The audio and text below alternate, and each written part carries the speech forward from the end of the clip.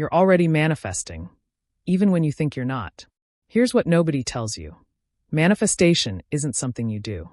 It's something you are. Right now, in this exact moment, you're creating your reality. And there's no off switch. Most people treat manifestation like a ritual. Light the candle, visualize for 10 minutes, journal their desires, then go back to their regular programming. But here's the problem. The universe doesn't respond to your 10-minute highlight reel. It responds to the show that runs 24/7. Every thought you don't question becomes a command. Every emotion you normalize becomes a frequency. Every story you repeat about yourself, your life, your limitations, that's not just self-talk. That's instruction. The quantum field doesn't wait for you to get into alignment. It's reading you constantly, organizing reality around the signal you're broadcasting most consistently. And that signal isn't coming from your vision board. It's coming from your identity, the version of yourself you embody when nobody's watching. This is why so many people feel stuck. They spend 5 minutes visualizing abundance, then 23 hours and 55 minutes thinking, feeling, and acting exactly like someone who doesn't have it. And identity always wins. The field doesn't care what you want. It mirrors who you are. Your brain is wired for this. Neurologically, it's constantly predicting what comes next based on what came before. Those predictions aren't conscious, they're automatic. Your responses, your reactions, your baseline emotional state, all of it runs on autopilot, shaped by conditioning and repetition. Whatever feels normal to your nervous system becomes the reality it expects and perpetuates. From a spiritual perspective, this has always been understood as unconscious creation. Not because you're asleep at the wheel, but because you're not paying attention to what you're emitting in the in-between moments. You focus on the peaks, the motivated mornings, the inspired visualizations, while ignoring the valleys where you actually live. But manifestation doesn't happen in the peaks. It happens in the baselines, those moments when you're tired, distracted, scrolling mindlessly, reacting without thinking, falling back into old patterns because they're comfortable. Those moments aren't neutral. They're not downtime. They're the actual moments where your reality gets created. That's the part that makes people uncomfortable, because it means you can't just do manifestation and check the box. You have to become the version of yourself that already has what you want, not for 5 minutes a day, but as your new default setting. The signals you send when you're not trying matter more than the ones you send when you are. Because authenticity is the only language the universe speaks. And your subconscious state, the one that emerges when you stop performing, that's what gets reflected back to you. So stop asking how to manifest better. Start asking, who am I being when I think no one's watching? What state do I return to when I'm not actively trying to change? What assumptions am I reinforcing without realizing it? Because that's not preparation for manifestation. That is manifestation. And it's happening right now, whether you're ready or not. They're the default signal. They tell the field what reality should keep. Reinforcing. This is also why change feels slow. Not because the universe is testing you, but because you keep returning to the same internal reference. Point, the same expectations, the same emotional tone, the same identity loop. And the field being precise keeps responding to that. Nothing is wrong with you. You're not blocked. You're not failing. You're simply very consistent, just not in the way you think. Once you realize that manifestation never stops, something important shifts. You stop trying to do it right in isolated moments and you start paying attention to what you're already doing. Automatically, awareness replaces effort. Observation replaces force. And that's where real power begins. Because the moment you see what you've been manifesting unconsciously, you finally gain the ability to choose differently. But that requires understanding the hidden signal you're broadcasting every day. The one that matters more than thoughts, affirmations, or intentions. That's what we need to look at next. The signal that shapes your reality is not your strongest thought. It's not your intention. And it's definitely not what you say you want. The signal that matters is far quieter and far more consistent. It's the emotional and perceptual baseline you return to when nothing special is happening. That baseline is what the quantum field responds to. Most people assume manifestation is driven by conscious thoughts, but thoughts come and go. What remains is the internal climate, the tone of your nervous system, the expectations you carry into ordinary moments, the way you interpret events. Without thinking about it. That's the signal being broadcast all day long. From a neurological standpoint, the brain is a prediction machine. It doesn't wait for you to consciously decide how to respond to life. It anticipates based on prior patterns. Those predictions shape perception, behavior, and decision automatically. If your baseline expectation is friction, effort, delay, or disappointment, your system prepares for that reality before anything even happens. And preparation creates experience. This is why two people can be in the same situation and live completely different realities. Their nervous systems are predicting different outcomes. One moves through life braced, guarded, waiting for resistance. The other moves with openness, not because they're naive, but because their internal baseline doesn't expect collapse. The field responds to both with equal precision. Spiritually, this is often called vibration, but that word gets misunderstood. It's not about feeling high or positive all the time. It's about consistency. What emotional state feels familiar to you? What story feels believable? What outcome feels normal? Those answers matter far more than any affirmation. Here's where it gets uncomfortable. Many people's baseline is subtle dissatisfaction, not pain, not crisis, just a quiet sense that something is off, delayed, or missing. And because it's subtle, they don't question it. They live from it, and the field reflects it back as slow progress, almost results near misses. The field isn't responding to what you want. It's responding to what you assume. Assumptions are powerful because they don't ask for permission. They run automatically. They shape tone of voice, posture, timing, and choice. And because they're invisible, people don't realize they're manifesting from them constantly. This is also why positive thinking often backfires. If affirmations contradict your baseline, the nervous system registers conflict. The signal becomes mixed and mixed. Signals delay response. The field can't organize cleanly around contradiction. What changes everything is awareness. Not fixing, not forcing. Awareness of what your system returns to when you stop trying. Awareness of how you interpret silence, delay, and uncertainty. Awareness of the internal commentary you treat as neutral truth. The moment you observe your baseline without judgment, it begins to loosen.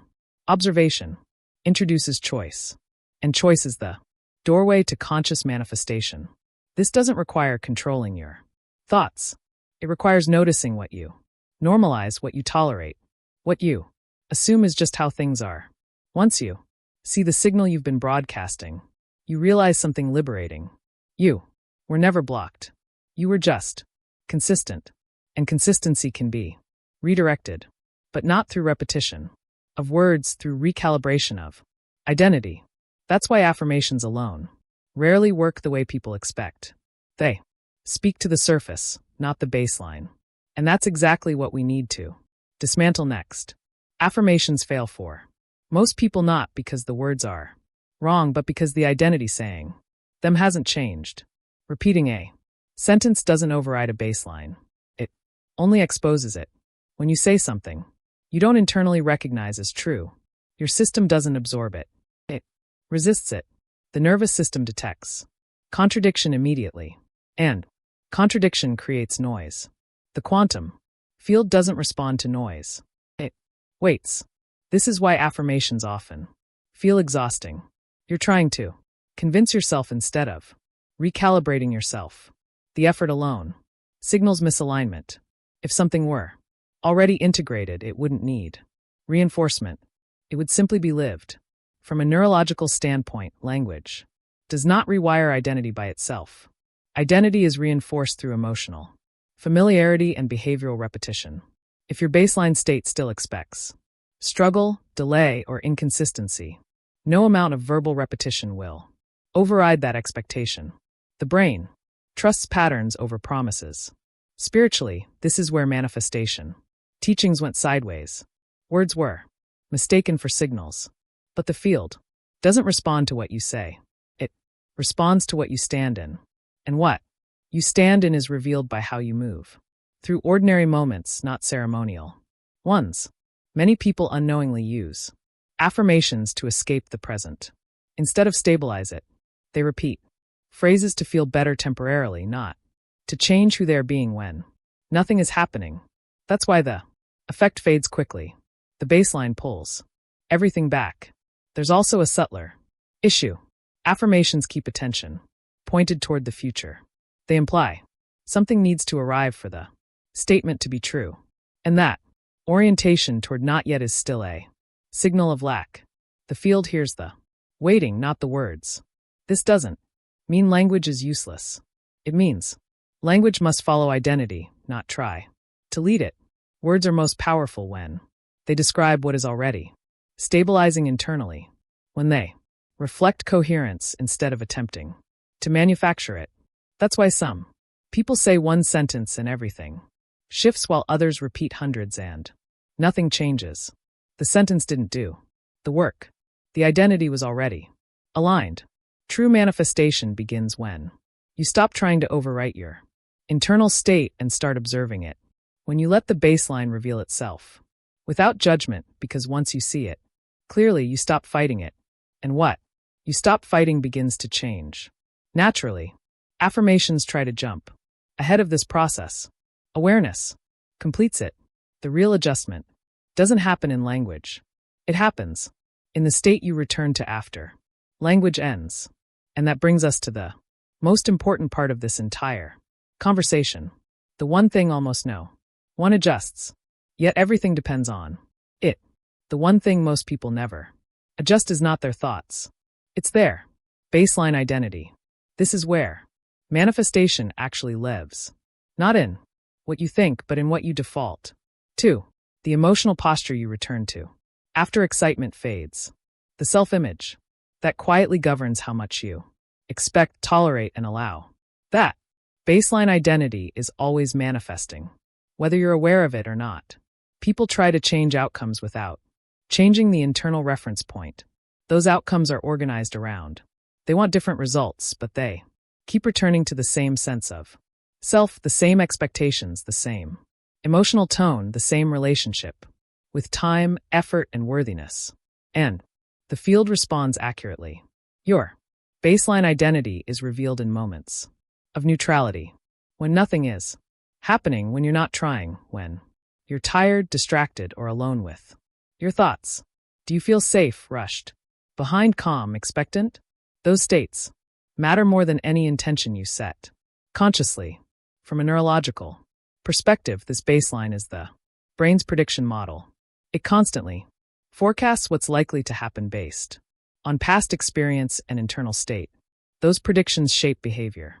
Automatically, you don't move toward what you want. You move in alignment with what you expect to be normal. Spiritually, this is the observer effect.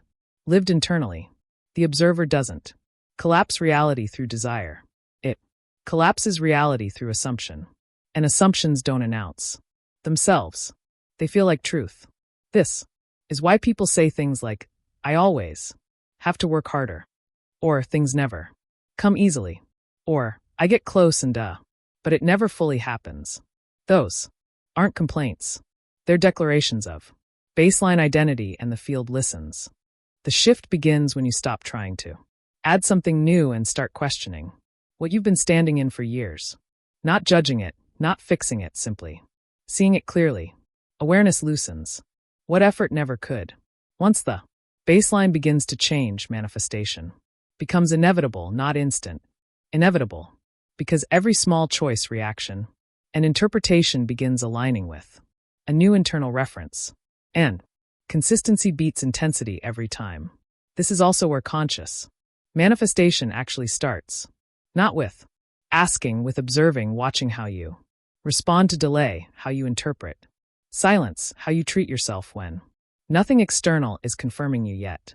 If this resonates, type in the comments.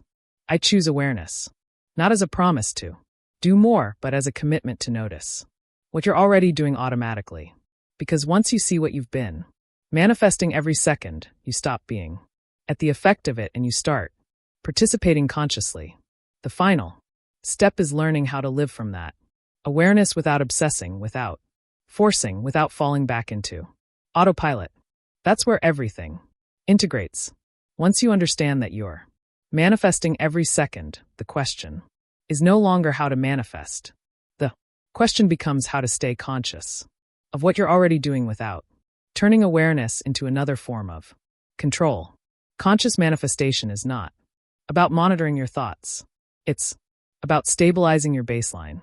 It's about noticing when you slip back into old assumptions and gently returning to presence without judgment, without urgency.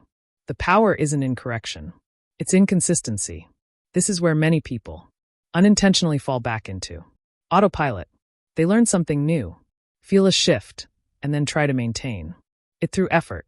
But effort reintroduces the old identity, the one that believes something must be managed to be safe. Conscious manifestation doesn't ask you to manage reality. It asks you to inhabit yourself differently. From a neurological standpoint, this is integration.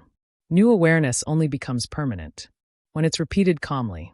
When the nervous system learns that this new baseline awareness without tension is sustainable, that's when identity truly updates spiritually. This is embodiment.